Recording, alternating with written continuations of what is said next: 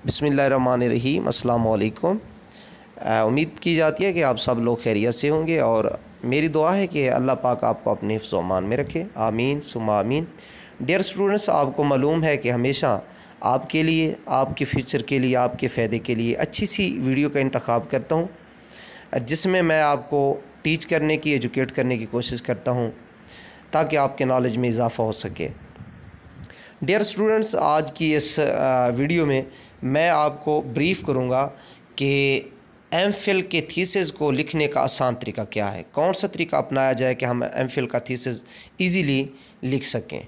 Dear student, first of all बात यह है कि जिस प्रोजेक्ट, जिस मौजू पे आप काम करना चाहते हैं, मैं मिसाल दे देता हूँ कि आप एमफिल उर्दू के स्टूडेंट हैं और आप किसी शायर की अदबी तसनीफ़ात पे काम कर रहे हैं, तो फिर क्या करें, अगर वो शायर ज़िंदा है तो आप जाएं उसके पास फ़ेस टू फेस उसका इंटरव्यू लें कि वो कहाँ पैदा हुए, किस स्कूल से किस सन में उन्होंने अपनी तालीम शुरू की और कहाँ उन्होंने तालीम एंड की, क्या जॉब किया, क्या उनका टोटल बैकग्राउंड क्या था, फैमिली सेटअप क्या है। तो जब इंटरव्यू करेंगे तो आप ऐसे समझ लें कि आपका आधा काम तो इस इंटरव्यू में हो गया। फिर उससे पूछें कि उसकी कितनी तसनीफ़ात हैं, कितनी अदबी तख्लीक़ात हैं। फिर क्या करें, उसकी हेल्प से मुख्तलिफ़ कॉलेजेस, यूनिवर्सिटीज़ की लाइब्रेरीज़ से उसका लिखा हुआ मवाद कलेक्ट करें। जब मवाद कलेक्ट करेंगे तो फिर क्या होगा, आपके लिए काम आसान हो जाएगा। फिर जिस किताब का नाम आएगा उस किताब को उठा लेंगे, लिखना शुरू कर देंगे। और फिर आपको मालूम है कि जो यूनिवर्सिटी है आपकी, आपके टीचर्स साहबान में से एक को एज ए स्पेसिफिक सुपरवाइज़र आपके लिए तैनात करेगी। जो आपका सुपरवाइज़र होगा वो आपके थीसिस आपको लिखवाने में उसका बड़ा करैक्टर होगा। आप जो काम करेंगे वो उसका चेक एंड बैलेंस करेगा, मॉनिटरिंग करेगा आप पे। तो आप फिर क्या करेंगे, आप जो काम करेंगे, आप एक पेज लिखेंगे, अपने सुपरवाइज़र के पास चले जाएंगे, सुपरवाइज़र को दिखाएंगे। अगर आपकी कोई गलती होगी तो वो पॉइंट आउट करेगा और आपको सजेस्ट करेगा कि बेटा आपने ऐसे लिखना है, ऐसे लिखना है, ऐसे लिखना है। अगर आपकी गलती नहीं है तो वो आपको कहेगा कि ये आपका काम बिल्कुल दुरुस्त है, इसी अंदाज़ में, इसी तरीके से अपना काम जारी रखें और मुझे गाए बगाए चेक करवाते रहना। तो फिर आपकी गलती है तो उसको दूर करें, गलती नहीं है तो उसी वे में अपना काम जारी रखें। दूसरा मैं ये आपको बताता चलूँ कि आपने कॉपीराइट नहीं करना, नकल नहीं लगानी, आपने अपनी वर्डिंग यूज़ करनी है माँ सिवाय कोटेशंस के।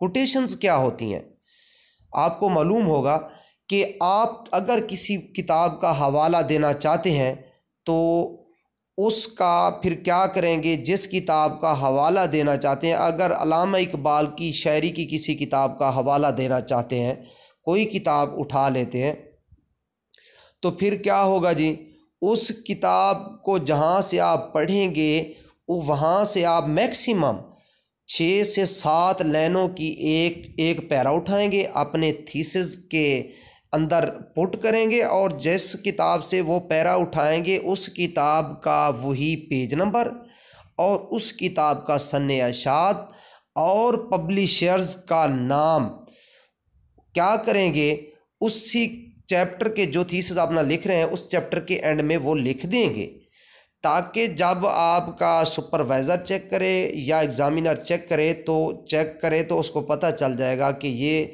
वाकई इसने उस किताब का हवाला दिया है। जब पेज नंबर आप बताएंगे कि फ़लाँ किताब है, उसका पेज नंबर फ़लाँ और पब्लिशर्स फ़लाँ, तो वो ओरिजिनल किताब को देखेगा तो सेटिस्फाई हो जाएगा। ये हवाला जात लगाने का तरीका है। बल्कि मैं ऐसे करूँगा कि एक वीडियो मैंने बनानी है जिसमें जो है ना हवाला जात देने का जो तरीका होगा वो भी मुकम्मल डिस्कस करूँगा। तो आप चूँकि ऑलरेडी मेरे सब्सक्राइबर खड़े हैं, ऑल नोटिफिकेशन आपने क्लिक किया हुआ है, तो मेरी आने वाली हर नई वीडियो आप तक ज़रूर उसका नोटिफिकेशन पहुंचेगा। तो मैं हवाला जात थोड़ा सा एक डिफरेंट और डिफ़िकल्ट जो है ना टॉपिक है, तो इसके लिए एक वीडियो मैं अपलोड करूँगा, जल्द करूँगा इंशाल्लाह ताला। अच्छा जी, ये हो गया। जब आप थीसिस लिखते हैं, एक चैप्टर लिखते हैं, उसको कंप्लीट चेक करवा देते हैं अपने सुपरवाइज़र को, वो कहते हैं ठीक है, फिर दूसरा लिखते हैं, तीसरा लिखते हैं। जो आखिरी आपका चैप्टर होता है उसको कहते हैं हम महाकमा। उसको क्या कहते हैं? महाकमा। महाकमा क्या होता है? ये एक कंक्लूजन होता है। आप पहला, दूसरा, तीसरा, चौथा, पांचवा, 5 चैप्टर हैं तो छठा महाकमे को दे दें। महाकमा कितना बना है?